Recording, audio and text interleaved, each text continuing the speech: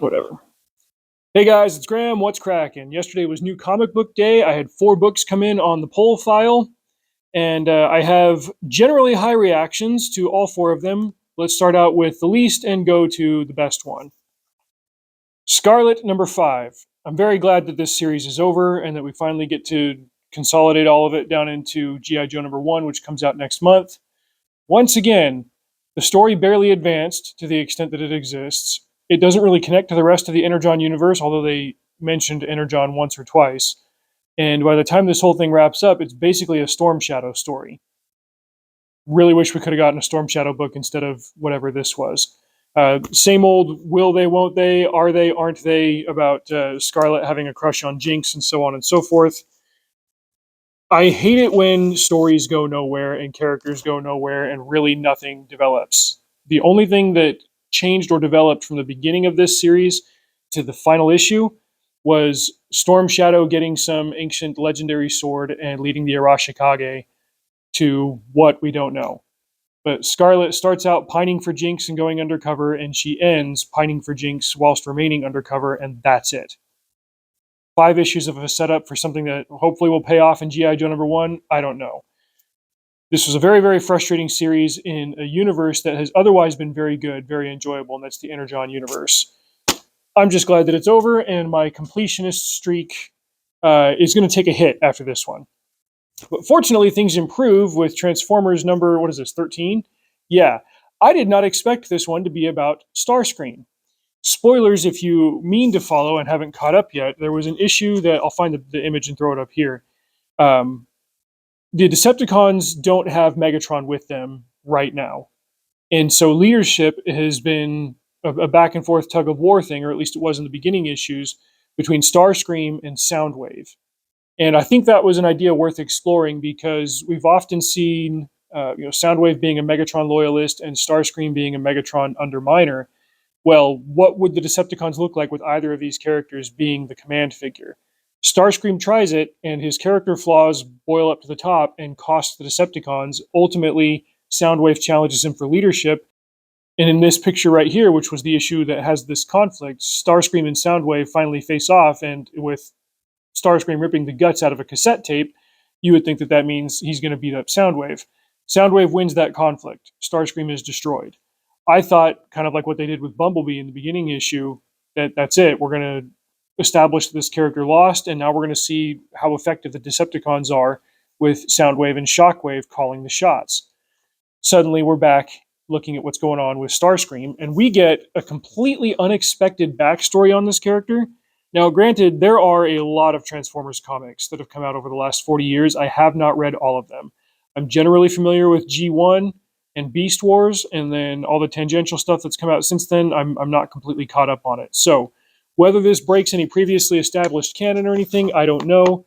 Apparently, Starscream was just a regular Cybertronian. His name was Ulktar, and he had a friend named Grevno or something. It was some weird name. It wasn't one of those regular technological names.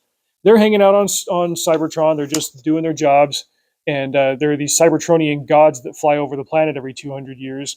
And Starscream decides to get their attention by stealing something from a munitions drop and blowing it up so that he can wave at the gods and the gods can wave back to him. It seems weird and innocuous and inconsequential. It pays off at the end because, unlike certain other writers in the Energon universe, Daniel Warren Johnson is talented. Anyway, I thought it was a cool throwback to the movie when Kup was chiding Ulktar for getting into the munitions stuff, and they had to run from Kup. He's just a scrappy kid. But then the Autobot rebellion, such as the Decepticons report it, takes place, and Starscream's friends join up with the Decepticons, and his friend gets killed by Optimus Prime. I'm not going to tell you what happens with the rest of the issue because that would be a spoiler. This is just about halfway through. This is the backstory. But hail back to that part where he blew up a munition on the surface of Cybertron to get the gods to wave at him. And his friend says, you screamed the stars into looking at you. And from that, he extrapolates his new call sign is going to be Starscream.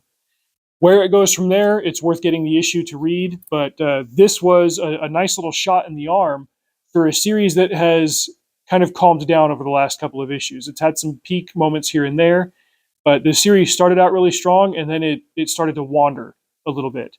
And there were 2 or 3 issues where I got to the end and I was like, that's kind of unsatisfying.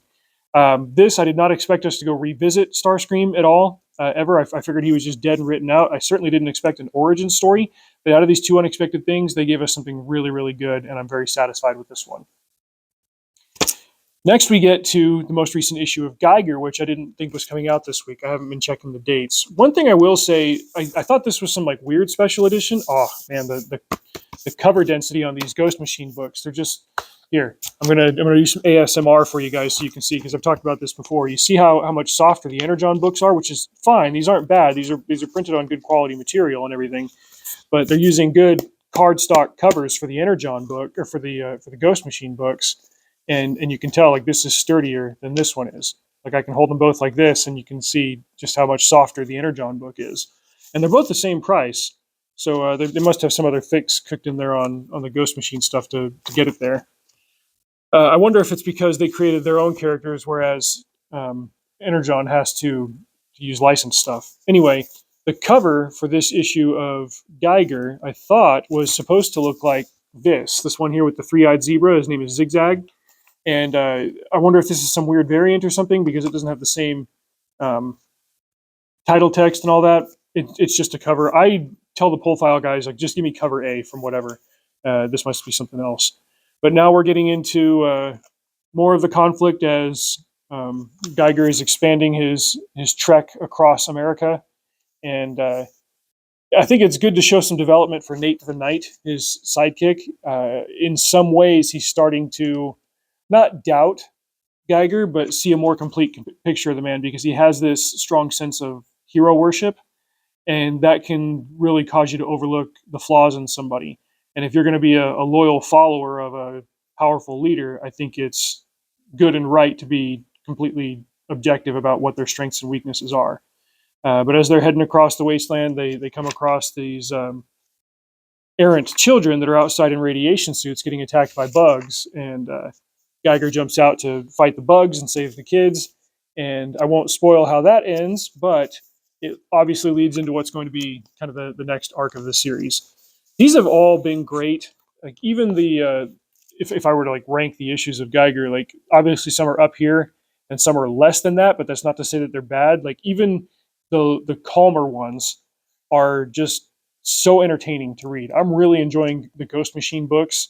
I will say that I was considering getting the first book in a different Ghost Machine series. It's not connected to the Unnamed War, which is right here. It's Hyde Street.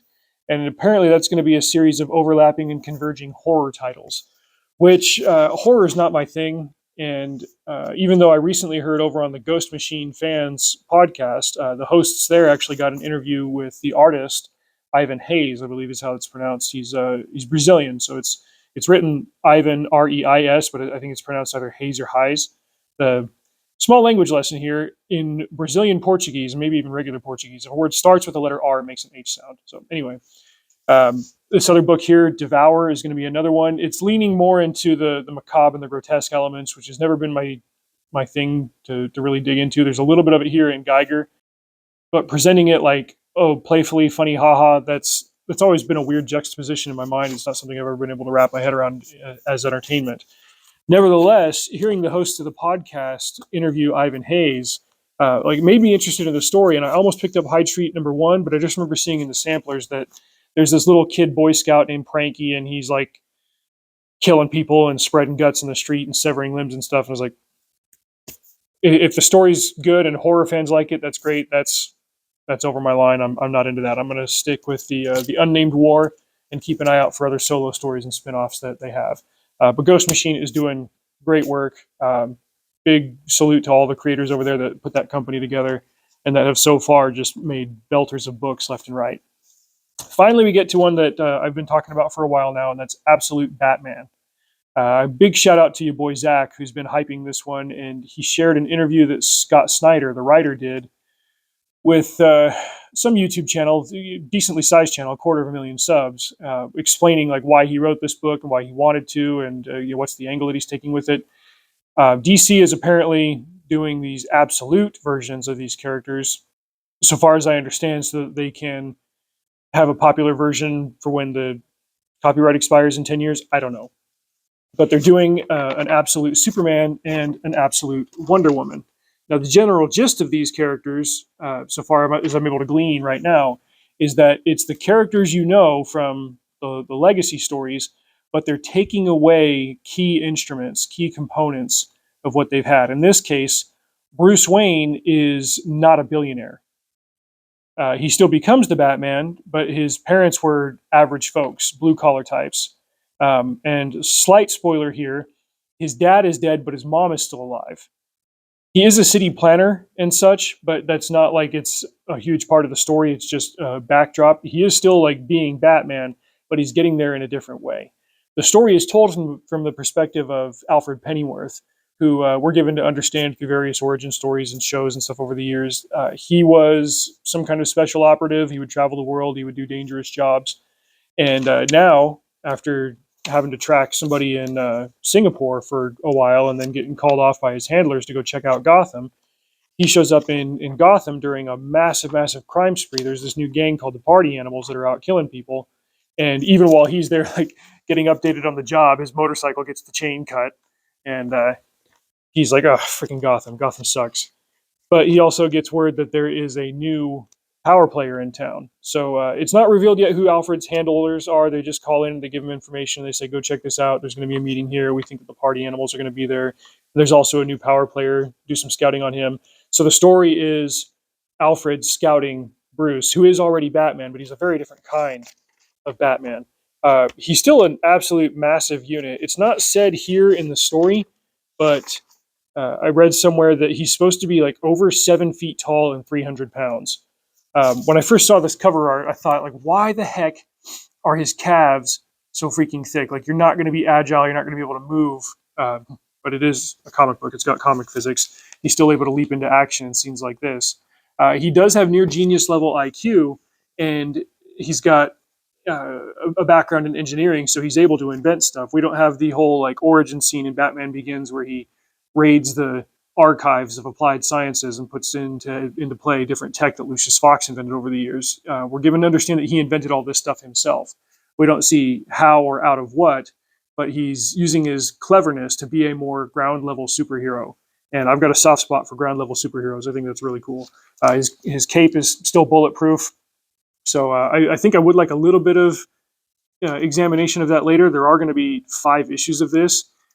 There's some way apparently that he can use his cape to swing at it at bad guys and grab things and throw them around, and the fact that he's just completely jacked is cool.